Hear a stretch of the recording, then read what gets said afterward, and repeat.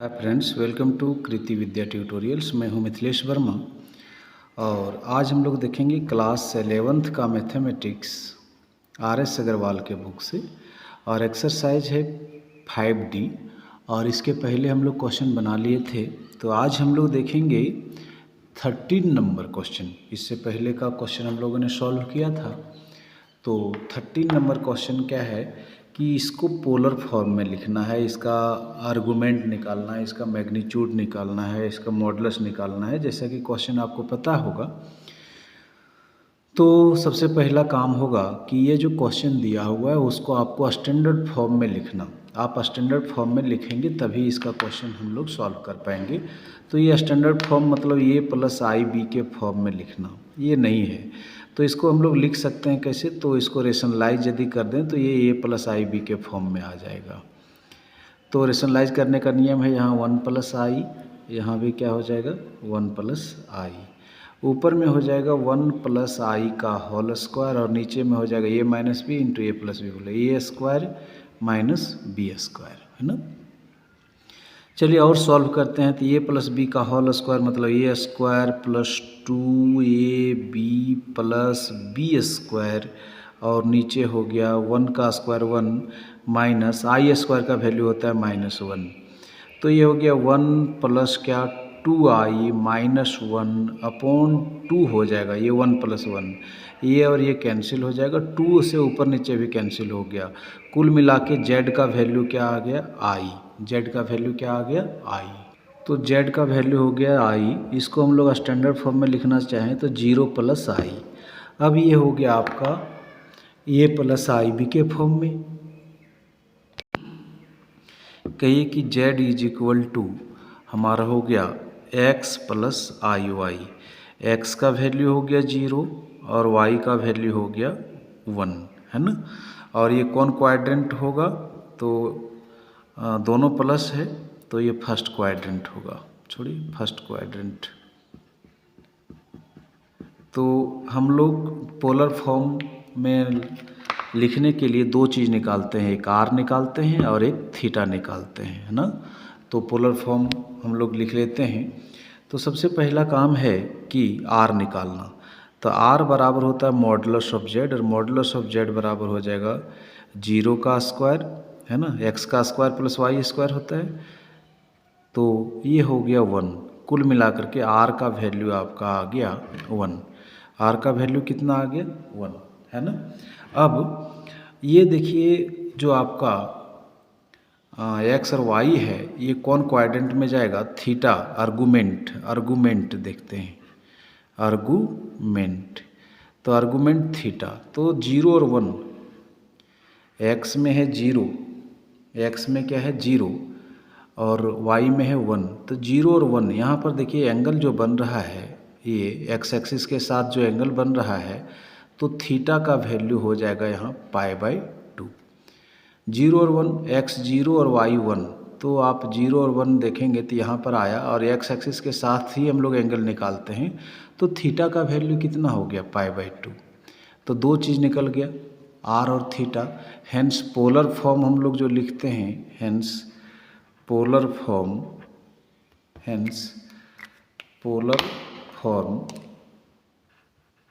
जो लिखते हैं वो लिखते हैं z बराबर r cos theta plus i sine theta, यही ना लिखते हैं। हाँ, अब हम लोग यहाँ पर आर का वैल्यू दे देते हैं। आर का वैल्यू है 1, आर का वैल्यू हम लोगों ने निकाल के रखा है 1 और कॉस थीटा का वैल्यू दे देते हैं π/2 और प्लस आई साइन π/2। तो ये हो गया कौन फॉर्म में, ये हो गया आपका पोलर फॉर्म में, ये आपका बन गया पोलर फॉर्म में। और यदि पूछा जाए आर का वैल्यू क्या है तो 1 और थीटा का वैल्यू मतलब आर्गूमेंट का वैल्यू क्या है तो π/2। तो उम्मीद करते हैं कि आप इसको समझ गए होंगे। तो आइए क्वेश्चन नंबर 16 को देखते हैं। क्वेश्चन नंबर 16 में ये दिया है सवाल, ये स्टैंडर्ड फॉर्म में नहीं है। तो सबसे पहला काम है कि इसको स्टैंडर्ड फॉर्म में लाना। तो स्टैंडर्ड फॉर्म में लाते हैं, इसके लिए रेशनलाइज करना पड़ता है, जैसा कि हम लोग शुरू से जान रहे हैं। तो 1 प्लस 2i, हर का परिमेयकरण करने के लिए यहाँ 1 माइनस क्या कर दिए 2i, और यहाँ भी कर दिए 1 माइनस 2i। अब इसको मल्टीप्लाई कर देंगे तो ये हो जाएगा 1, फिर क्या हो जाएगा माइनस 2i, फिर माइनस 3i, ये हो जाएगा प्लस 6i स्क्वायर, है ना, 3 दूनी 6 i स्क्वायर, और नीचे हो जाएगा ये प्लस बी इंटू ए माइनस बी, ए स्क्वायर माइनस बी स्क्वायर। ठीक है, अब इसको लिख सकते हैं 1 माइनस 5i, कैसे माइनस 2i और माइनस 3i, माइनस 5i और आई स्क्वायर का वैल्यू -1 और 6 से मल्टीप्लाई होकर -6 हो जाएगा, अपॉन 1 प्लस 4 कैसे 2 का स्क्वायर 4, आई स्क्वायर का वैल्यू -1 और ये माइनस मिलके प्लस। अब इसको सॉल्व करें तो ये हो जाएगा -5, 1 माइनस 6 बराबर -5, -5i अपॉन कितना 5। अब हम लोग डिवाइड कर दें अलग अलग तो -5/5 -5i/5, ये कट गया, बोलिए -1 माइनस आई आ गया। जेड का वैल्यू क्या आया, ये स्टैंडर्ड फॉर्म में आया है, अभी तक ये स्टैंडर्ड फॉर्म में आया है। इसके बाद हम लोग पोलर फॉर्म में रिप्रेजेंट करने के लिए आगे बढ़ेंगे। तो पोलर फॉर्म में रिप्रेजेंट करने के लिए इसको हम लोग x और y का वैल्यू निकाल लेते हैं, x प्लस आई वाई। एक्स का वैल्यू क्या आ गया, x का वैल्यू आ गया -1 और y का वैल्यू भी आ गया -1, दोनों ही -1 आ गया, तो x भी -1। और ये अभी ये बता देते हैं कि ये क्वाड्रेंट कौन क्वाड्रेंट में आ जाएगा, सेकेंड क्वाड्रेंट में, सेकेंड क्वाड्रेंट का चीज़ है ये, तो सेकेंड क्वाड्रेंट में हम लोग इसको मान के बनाएंगे। तो x और y, अब हम लोग निकालते हैं क्या, मॉडुलस, क्या निकालते हैं मॉडुलस। तो मॉडुलस निकालने के लिए हम लोग r इज इक्वल टू लिखते हैं, modulus of z is equal to लिखते हैं x square plus y square, है ना। तो x का वैल्यू हो गया हमारा कितना, x का वैल्यू हो गया -1 का स्क्वायर और y का वैल्यू भी हो गया -1 का स्क्वायर, और इसको कहते हैं क्या √2। तो r का वैल्यू हो गया √2, r का वैल्यू कितना हो गया √2 हो गया। तो ये निकल गया। अब थीटा के लिए, आर्गूमेंट के लिए हम लोग थोड़ा सा प्रयास करते हैं आर्गूमेंट निकालने के लिए। तो आर्गूमेंट क्या है कि x भी -1 और y भी क्या है -1 है, और ये है कौन क्वाड्रेंट, तो सेकेंड क्वाड्रेंट की बात है ना।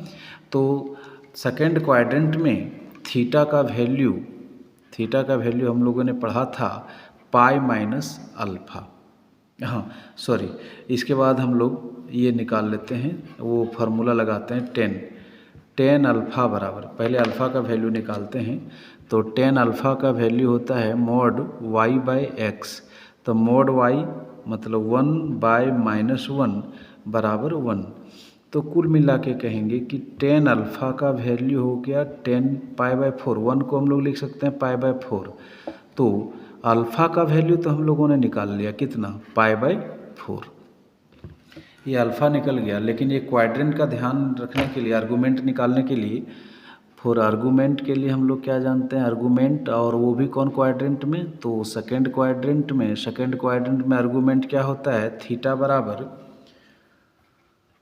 पाई माइनस अल्फ़ा होता है। तो पाई कितना है, तो पाई का पाई माइनस अल्फ़ा का वैल्यू कितना है, हाँ पाई माइनस अल्फ़ा का वैल्यू हो गया कितना π/4। इसको सॉल्व करेंगे तो ये हो जाएगा 3π/4। तो थीटा का वैल्यू 3π/4 तो आ गया है ना, और r का वैल्यू भी हमने निकाल लिया है। लेकिन थोड़ा सा मिस्टेक ये हो गया कि क्वेश्चन को जब आप गौर से देखेंगे तो क्वेश्चन में यहाँ प्लस है और यहाँ माइनस है, तो क्वेश्चन को मैंने गलती लिख दिया। तो गलत के हिसाब से, जिस हिसाब से क्वेश्चन बना हुआ है उस अकॉर्डिंग ये आंसर आपका सही है। तो आप इसको यदि किताब वाला क्वेश्चन बनाइएगा तो अपने हिसाब से बना लीजिएगा। इस क्वेश्चन के अनुसार ये आंसर सही है। जेड बराबर होता है r cos theta plus i sine theta. तो r का वैल्यू हमने कितना निकाला है, r का वैल्यू हमने निकाला है, r का वैल्यू √2, और कॉस थीटा का वैल्यू आ गया है 3π/4 प्लस आई साइन 3π/4। तो मैंने क्वेश्चन को गलती से लिख लिया, इसलिए सॉरी। आप क्वेश्चन को सुधार करके लिखिएगा और इसी तरह से आप बना लीजिएगा। एक बार पुनः सॉरी बोलता हूँ क्योंकि मैंने क्वेश्चन गलत लिख दिया, तो आंसर भी आपका उस तरह से आएगा। तो उम्मीद करते हैं इसको आप समझ गए होंगे।